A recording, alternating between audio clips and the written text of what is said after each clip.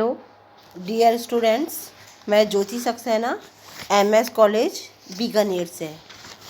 Students, हम last topic में आपसे डिस्कस कर चुके थे कि भारत में सामाजिक विधान या सामाजिक कानून का ऐतिहासिक परिप्रेक्ष्य क्या है, इसकी आवश्यकता किस प्रकार से है, ये सामाजिक नियंत्रण में सहायक होती है, बदलते हुए पर्यावरण के समन्वय में सहायक होती है, शासन अपने कर्तव्यों का अच्छी तरीके से पालन कर सकता है, सामाजिक परिवर्तन में सहायक होती है, सामाजिक विकास को गति देती है। अब हम बात कर रहे हैं भारत में सामाजिक विधान।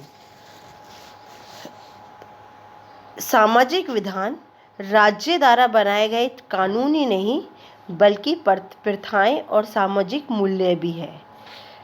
आधुनिक सामाजिक व्यवस्था में परंपरागत मान्यताओं की अपेक्षा राज्य द्वारा स्थापित विधान का बहुत ज़्यादा महत्व है। लेकिन भारत एक विशाल देश है, यहाँ पर आज भी प्रथाएं, रूढ़ियाँ और परंपराएं हैं। मानव सभ्यता की शुरुआत के समय जैसे ही प्रथा बननी शुरू हुई, तभी अलग अलग सामाजिक परिस्थितियों में उनमें परिवर्तन आता चला गया। आज की हमारी भारतीय प्रशासनिक व्यवस्था ब्रिटिश साम्राज्य की देन है। जब 1600 में ईस्ट इंडिया कंपनी भारत आई थी और 1773 में रेगुलेटिंग एक्ट बना था, उसके बाद कंपनी को भारत की शासन व्यवस्था के सारे अधिकार मिल गए थे, जो 1857 की क्रांति के बाद कंपनी के हाथों से निकलकर सीधे ब्रिटिश ताज के पास चले गए थे। अंग्रेजी शासन के दौरान बनाए गए कानून आज भी भारत में लागू है। भारत की विधि निकाय का विश्व के प्रजातांत्रिक देशों की प्रणाली में एक महत्वपूर्ण स्थान है। सबसे पहले हमारे यहाँ बुराइयों से लड़ने का लिए और लोगों में जागरूकता पैदा करने का जो एक प्रयास किया था, वो राजा राम मोहन राय के द्वारा किया गया था। उसके बाद रामकृष्ण मिशन, अंजुमन हिमायती इस्लाम द्वारा अंग्रेजी सरकार पर सामाजिक सुधार के लिए कानून बनाने के लिए दबाव डाला गया। उसी समय शिक्षा का विकास हुआ, समाचार पत्रों की शुरुआत हुई और सामाजिक सुधार आंदोलन हुए। इन सारे कारणों के परिणाम स्वरूप ब्रिटिश सरकार को सामाजिक समस्याओं का समाधान कैसे हो, इसके बारे में सोचना पड़ा। स्वतंत्रता के बाद आवश्यकता अनुसार सामाजिक कानूनों का निर्माण और संशोधन किया जाता रहा है। हम यहाँ केवल केंद्रीय कानूनों का उल्लेख कर रहे हैं। राज्य सरकार के सामाजिक कानून जैसे राजस्थान धूम्रपान प्रतिबंध अधिनियम, राजस्थान मृत्युभोज निवारण अधिनियम, राजस्थान किशोर धूम्रपान निवारण अधिनियम, ये सारे अलग से हैं। सबसे पहले हम बात करते हैं महिलाओं के लिए कानून। हमारे यहाँ अगर हिंदू समाज में पहले महिला मर जाती थी, पति मर जाता था, तो हिंदू महिला पति की चिता पर आग में जलती थी। इस गलत प्रथा के विरुद्ध राजा राम मोहन राय ने आंदोलन छेड़ा और लॉर्ड विलियम बेंटिक ने 1829 में एक कानून इसकी विरुद्ध बना दिया। इस कानून का असर ये हुआ कि महिलाएं सती होने से तो बच गईं, लेकिन 1987 में दिवराला सीकर गांव में एक राजपूत स्त्री रूप कंवर पति की चिता के साथ ही सती हो गई।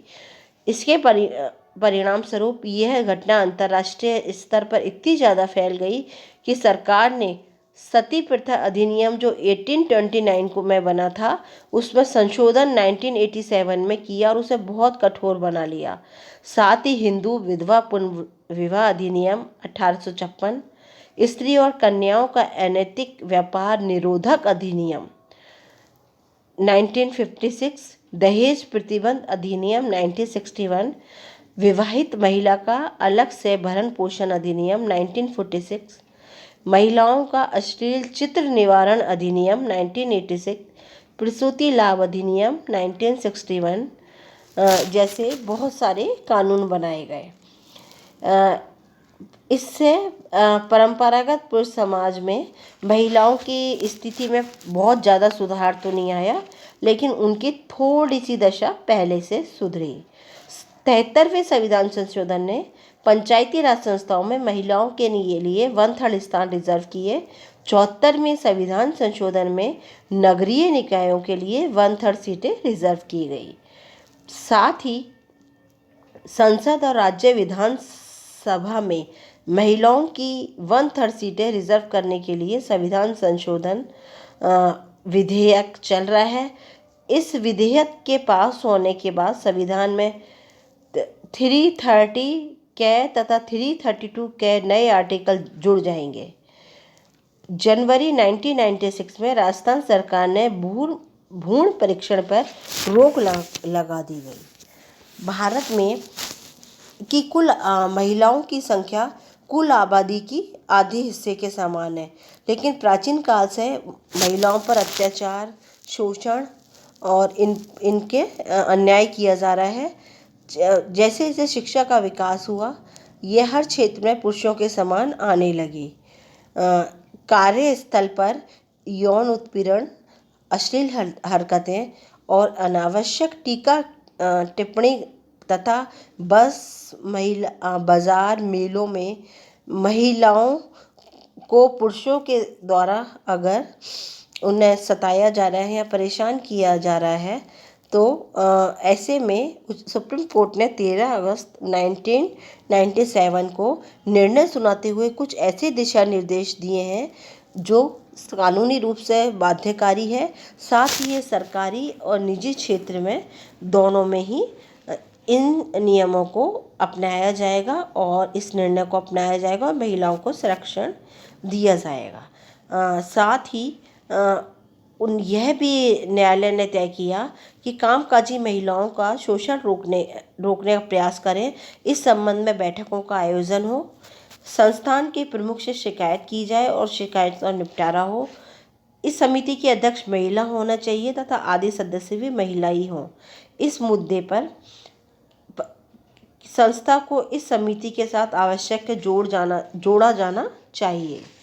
इस प्रकार नियोक्ता की जिम्मेदारी थी कि यौन उत्पीड़न के बारे में नीति बनाना, गोपनीयता बरतने वाली शिकायत पद्धति बनाना, शिकायतों को दूर करना, यौन उत्पीड़न को अनुशासनात्मक अपराध मानना, जहाँ तक ऐसा आचरण कानून के अधीन आता है वहाँ प्रभावित व्यक्ति की सहायता करना। इस प्रकार महिलाओं के लिए बहुत सारे कानून बने गए हैं ताकि महिला घर में, बाहर मौखिक, शारीरिक या मानसिक रूप से प्रताड़ित नहीं की जा सके। बच्चों के लिए कानून, हमारे संविधान में बच्चों के लिए भी बहुत सारे कानून बने हैं। सबसे पहले बाल विवाह अवरोधक अधिनियम 1929, इसके द्वारा बाल विवाह पर रोक लगाने का प्रयास किया गया और इस कानून को 1978 में संशोधन किया गया। युवकों के लिए विवाह की आयु 21 वर्ष तथा युवतियों के लिए 18 वर्ष निर्धारित की गई। बाल अधिनियम 1960 के तहत अगर बच्चे से भीख मंगवाई जाती है, उन्हें मजबूर किया जाता है, उनको शराब पिलाई जाती है, तो यह दंडनीय है। किशोर न्याय अधिनियम 2000 के द्वारा अनाथ बच्चों के पुनर्वास की व्यवस्था की गई। बाल श्रम नीति 1987 के द्वारा 2000 में बच्चों को खतरनाक उद्योगों से हटाने का लक्ष्य रखा गया। सर्वोच्च न्यायालय ने दिसंबर 1996 में एक ऐसा महत्वपूर्ण फैसला दिया कि देश में बाल मजदूरी पर रोक लगा दी। इस आदेश से बेरोजगार हुए बच्चों की अनिवार्य शिक्षा के लिए नियोक्ता और सरकार के 25,000 रुपये के अंशदान से कल्याण कोष का भी निर्देश दिया।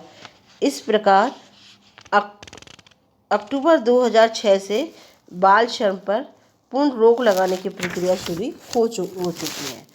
बाल संरक्षण आयोग अधिनियम 2005 के जो जनवरी 2006 में अधिसूचित किया गया है, उसके द्वारा एक राष्ट्रीय बाल अधिकार संरक्षण आयोग और राज्यों में राज्य बाल अधिकार संरक्षण आयोग की स्थापना का प्रावधान किया गया है। यह कहा जाता है कि 2000 से पहले ये अधिनियम जो 1986 में आया था उसी का एक बदला हुआ रूप है।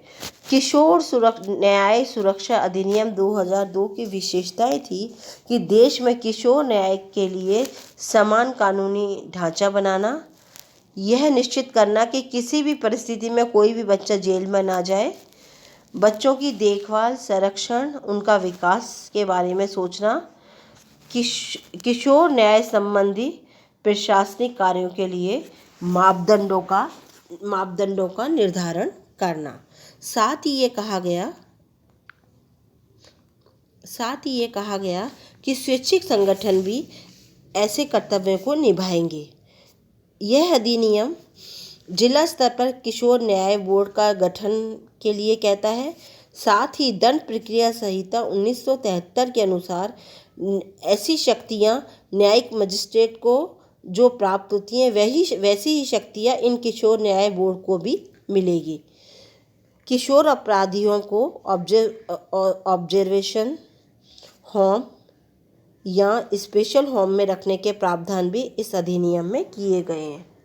किशोर अपराधी के नाम, फोटो और पहचान को सामने पब्लिकली ओपन करना इस अधिनियम में प्रतिबंधित किया गया है।